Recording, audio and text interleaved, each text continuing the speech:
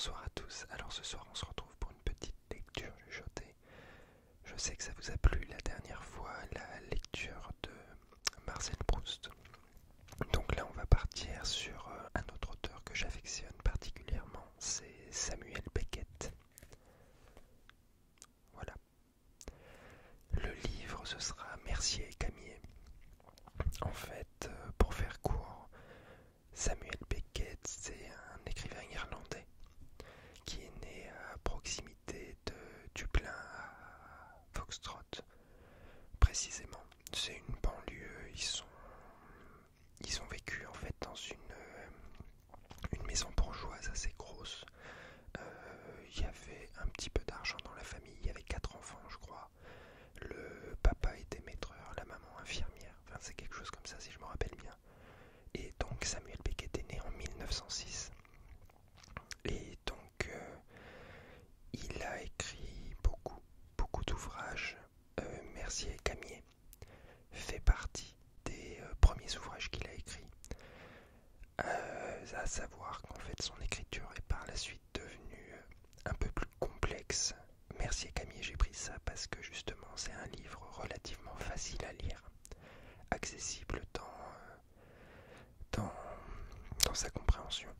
Pour résumer un petit peu la vie de Samuel Beckett, donc c'est quelqu'un qui était effectivement extrêmement intelligent, qui a fait ses études au Trinity College, qui a été lecteur d'anglais rue d'Ulm à Paris, qui en fait a passé la première partie de sa vie en Irlande et est parti relativement jeune en France, en passant par l'étranger. Et à partir du moment en fait où il s'est installé en France avec une personne, enfin une femme qu'il avait rencontrée quand il était lecteur rue d'Ulm,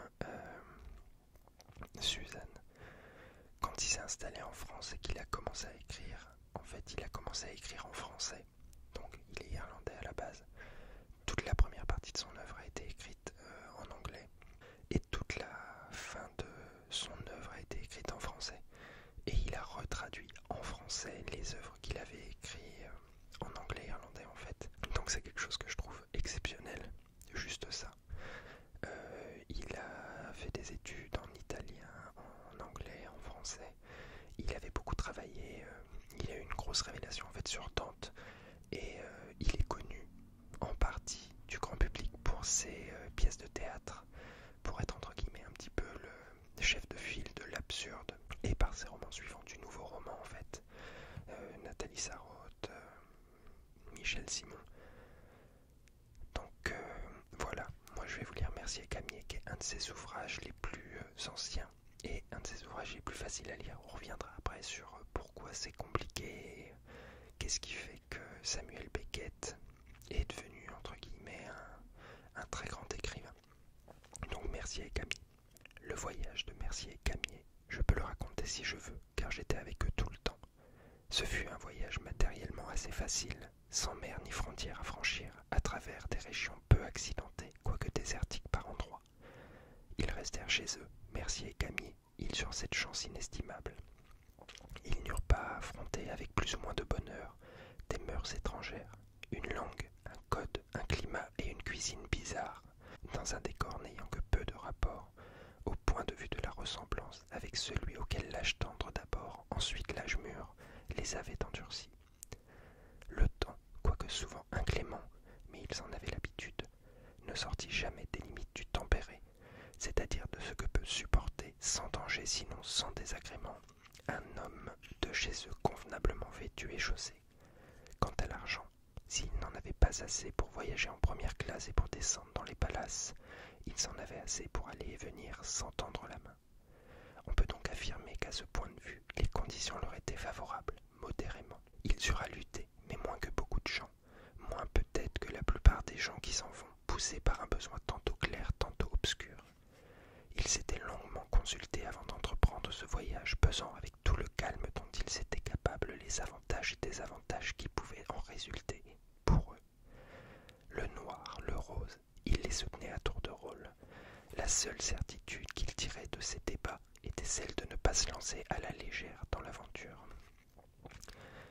Camille arriva le premier au rendez-vous, c'est-à-dire qu'à son arrivée, Mercier n'y était pas. En réalité, Mercier l'avait devancé de 10 bonnes minutes. Ce fut donc Mercier et non Camille qui arriva le premier au rendez-vous. Ayant patienté pendant 5 minutes en scrutant les diverses voies d'accès que pouvait emprunter son ami, Mercier partit faire un tour qui devait durer un quart d'heure. Camille, à son tour, ne voyant pas Mercier venir, partit au bout de 5 minutes faire un petit tour. Revenu au rendez-vous un quart d'heure plus tard, ce fut en vain qu'il chercha Mercier des yeux. Et cela se comprend, car Mercier, ayant patienté encore 5 minutes à l'endroit convenu, était reparti se débrouiller les jambes. Pour employer une expression qui lui était chère, Camille donc, après 5 minutes d'une attente hébétée, s'en alla de nouveau en se disant « Peut-être tomberai-je sur lui dans les rues avoisinantes ». C'est à cet instant que Mercier, de retour de sa petite promenade, qui cette fois-ci ne s'était pas prolongée au-delà de 10 minutes, vit s'éloigner une silhouette qui dans les brumes du matin ressemblait vaguement à celle de Camille, et qui l'était en effet. Malheureusement, elle disparut, comme engloutie par le pavé, et Mercier reprit sa station. Mais après les 5 minutes en voie apparemment de devenir réglementaire, il l'abandonna, ayant besoin de mouvement.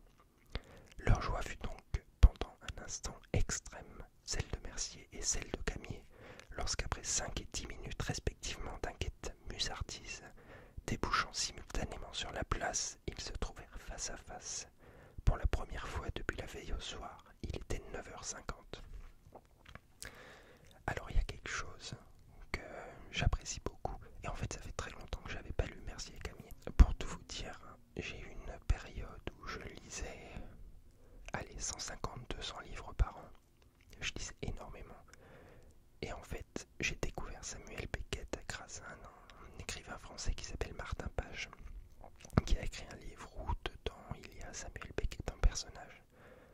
Et en fait, j'ai dévoré l'intégralité de l'œuvre de Samuel Beckett, des plus anciens aux plus récents.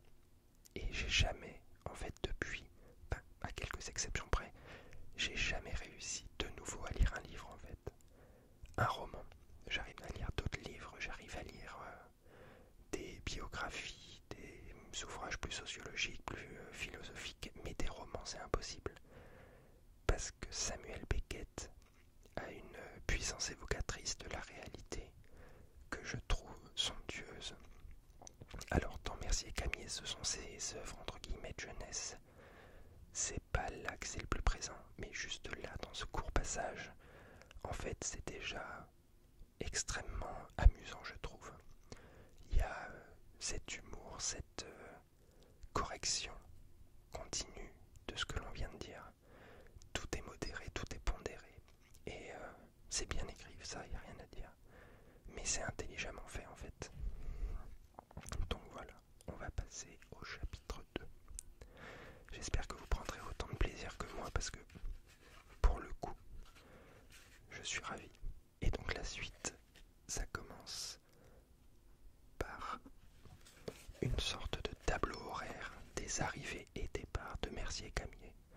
Soit Mercier arrivé 9h05, départ 9h10, arrivé 9h25, départ 9h30, arrivé 9h40, départ 9h45, arrivé 9h50, et Camille arrivé 9h15, départ 9h20, arrivé 9h35, départ 9h40, arrivé 9h50.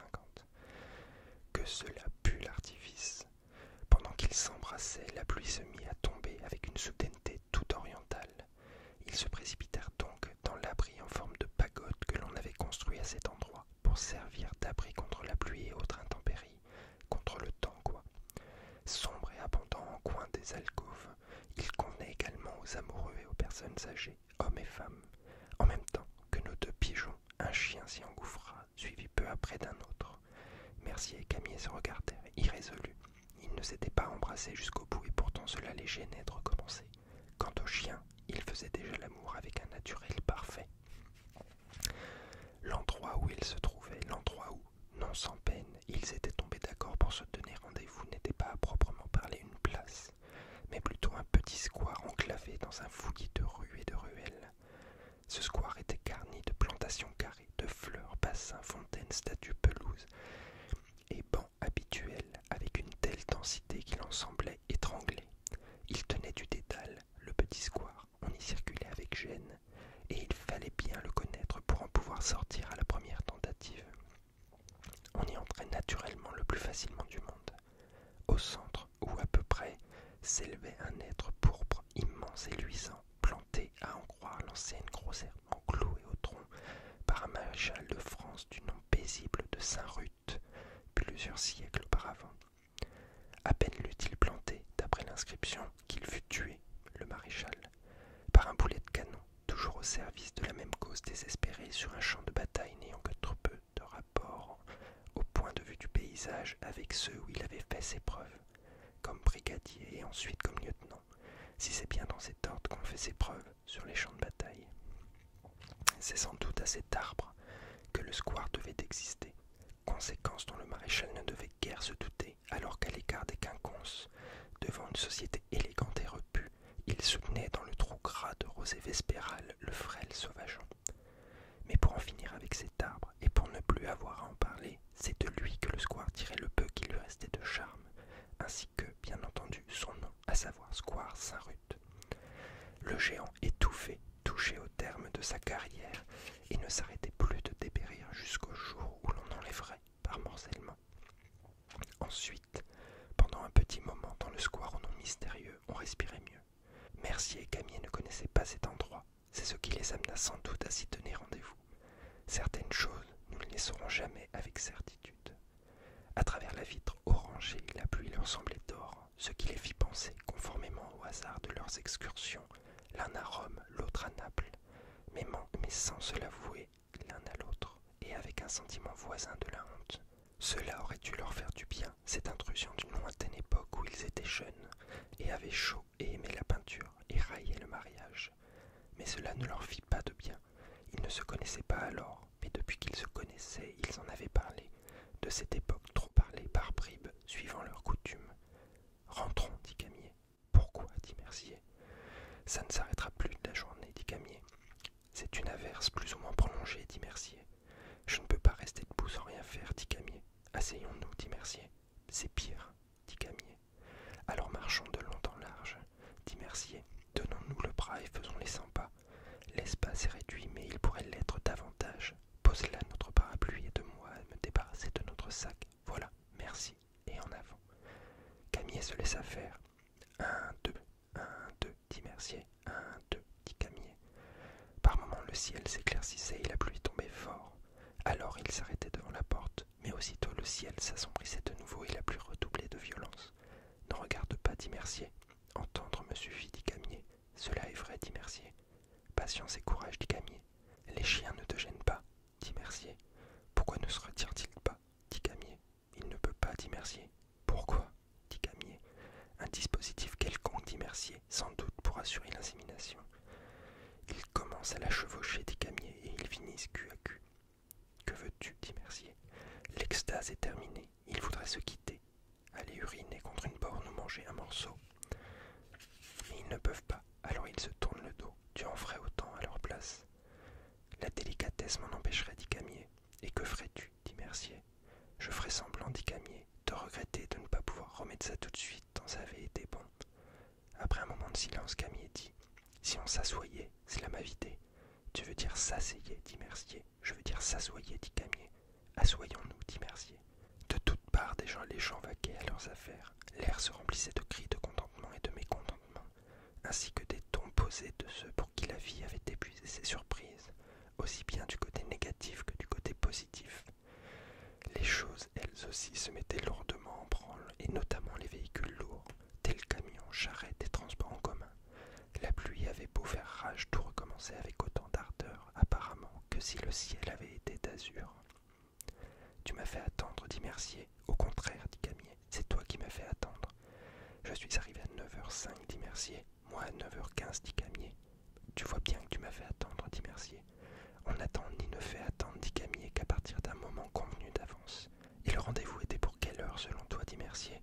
Pour le quart de 9h, dit Camier. Je ne comprends pas, dit Mercier. Que ne comprends-tu pas, dit Camier. Ce que ça veut dire, le quart de 9h, dit Mercier. Ça veut dire 9h15, dit Camier. Alors tu te trompes lourdement, dit Mercier. C'est-à-dire, dit Camier.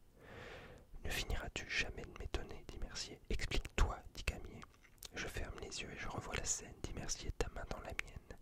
Les larmes qui me montent aux yeux et ma voix mal affermie qui disait « Ainsi soit-il, à demain, 9h. » passé, chantant une chanson obscène et relevant sa jupe. Elle t'a troublé les esprits, dit Camier. Il sortit un calepin de sa poche, le feuilleta et lut. Lundi 2, Saint-Macaire, Mercier, Garde Neuf, Square Saint-Route. Cherchez parapluie chez Hélène. Alors, je vais m'arrêter là pour l'instant. On va parler un petit peu de Samuel Beckett. Alors là, en fait, en lisant, je me rends compte d'une chose que peut-être j'avais occultée. J'apprécie beaucoup aussi Gustave Flaubert. Et un des livres que j'adore chez Flaubert, qui n'en a pas fait 50 d'ailleurs, c'est Bouvard et Pécuchet. Bouvard et Pécuchet, il ne l'a pas terminé, c'est en fait un livre qui est inachevé. Il a été publié en l'état, mais il est inachevé. Et en fait, il y a aussi chez Bouvard et Pécuchet ce duo de personnages un peu incongrus, un peu originaux. Et Mercier et Camier me font penser à sensiblement le même type de personnages. Deux originaux qui ont envie de faire quelque chose, on ne sait pas trop quoi, qui se sont donné rendez-vous pour faire quelque chose sans qu'on sache quoi et sans qu'eux apparemment ne sachent non plus de quoi. Alors, dans sa littérature, dans son écriture, Samuel Beckett est, j'ai toujours trouvé relativement comique. C'est triste globalement. Les personnages ne sont pas des personnages très heureux. Il y a rarement de plénitude, de joie et de bonheur. En fait, il y a des instants de joie qui sont toujours contrebalancés. Il y a toujours une sorte de contrepoids au bonheur. Il y a des moments heureux, mais les moments heureux, dans la même phrase, vont être toujours tempérés. On n'est jamais sur quelque chose qui dure ou qui est voué à durer. Et je ne sais pas si vous connaissez ces pièces de théâtre En attendant Godot, qui est sa plus connue en fait, qui passe souvent dans les théâtres, qui est une œuvre classique du théâtre, on va dire, qui est une œuvre classique du théâtre de l'absurde, et quand même très étrange. On se retrouve donc avec deux personnages, c'est toujours un duo, comme dans Mercier et Camier, et on se retrouve avec un duo de personnages, c'est Vladimir et Estragon, qui en fait attendent Godot, et ils passent toute la pièce, il y a 3 actes ou 2 actes, je sais plus, qui passent tous les actes à attendre Godot, et il leur arrive diverses péripéties, ils parlent, et c'est assez peu sensé globalement, mais ils attendent Godot, on ne sait pas qui est Godot, et voilà, on ne sait pas, on ne saura jamais. Et il y a une chose marrante d'ailleurs, Elon Musk a créé une entreprise qui s'appelle Godot, et je crois que c'était pour travailler sur le tunnel qu'il faisait à Los Angeles ou un truc comme ça, et il l'appelait Godot en hommage à En attendant Godot de Samuel Beckett.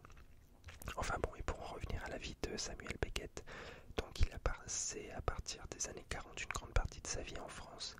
Il a travaillé pour la Résistance pendant la Seconde Guerre mondiale. Il a quitté Paris un moment parce qu'il a été prévenu en urgence en fait qu'on venait le chercher, que la police allemande venait le chercher. Donc il est parti dans le Roussillon et il a aidé la Résistance à faire s'enfuir des gens qui étaient menacés. Et en ce qui concerne son écriture, plus on avance dans le temps, plus en fait il épure l'écriture. Les derniers livres sont assez déstabilisants dans la lecture, c'est-à-dire qu'il n'y a plus de ponctuation, il n'y a plus de paragraphes. Les phrases s'arrêtent jamais en fait, on se retrouve devant 80 pages qui ne s'arrêtent jamais. Il n'y a pas de point, pas de rien du tout, nulle part. Et en fait c'est un travail mental de devoir recréer les phrases et de devoir comprendre ce qu'il a voulu dire et ce qu'il a voulu faire. Enfin moi je trouve ça exceptionnel parce que en fait ça fonctionne. Aussi perdu que ce soit, syntaxiquement c'est tordu dans tous les sens. Enfin je veux dire, il n'y a plus aucune logique, les verbes sont pas au bon endroit, et pourtant quand on fait l'effort, quand on rentre dans la lecture, on arrive à comprendre ce qui se passe, on arrive à comprendre le propos derrière, et c'est vraiment extrêmement bien écrit. Et alors, petite anecdote, avec ces droits d'auteur et un héritage qu'il avait eu à une certaine époque, Samuel Beckett s'est fait construire en fait une maison à Ussy-sur-Marne, une toute petite maison, enfin vraiment, et elle existe toujours je crois, c'est une toute petite maison en bord de Marne,